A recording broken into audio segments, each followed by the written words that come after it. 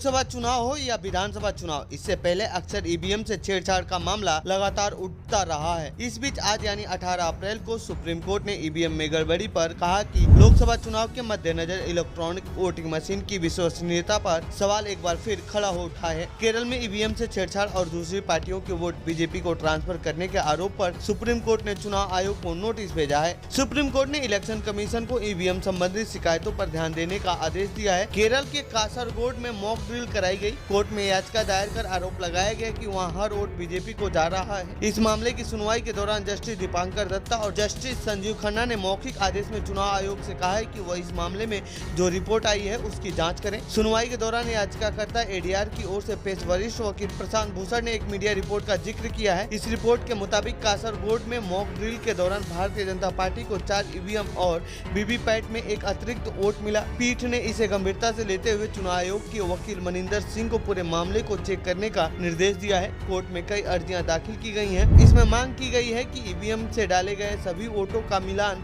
VVPAT की पर्चियों से किया जाए। वरिष्ठ वकील प्रशांत भूषण ने मांग की थी कि सभी वीवीपैट पर्चियों की गिनती की जाए। इस पर कोर्ट ने कहा था कि भारत जैसे बड़े देश में ऐसा कैसे संभव हो सकता है। प्रशांत भूषण ने जर्मनी जैसे देश का उदाहरण दिया और कहा कि वहाँ पर तो बैलेट पेपर के जरिए चुनाव हो रहे हैं। इस पर जज ने कहा कि वहाँ की आबादी केवल 6 करोड़ ही है। उन्होंने आगे कहा कि मैं पश्चिम बंगाल से ही आता हूँ, यहाँ पर ही आबादी केवल 6 करोड़ लोगों की है। जस्टिस ने कहा कि हमने उस जमाने को भी देखा है जब बैलेट पेपर से चुनाव हुआ करते थे। पीठ ने यह भी साफ कर दिया कि अगर लोगों के द्वारा किसी भी तरह का कोई हस्तक्षेप न किया जाए तो मशीन ठीक तरीके से काम करती है। तो ये थी ईवीएम से जुड़ी हमारी रिपोर्ट। आपको कैसी लगी यह रिपोर्ट कमेंट बॉक्स में बताएं। साथ ही इस पूरे मामले पर आप क्या कहना चाहते हैं कमेंट बॉक्स में लिखें।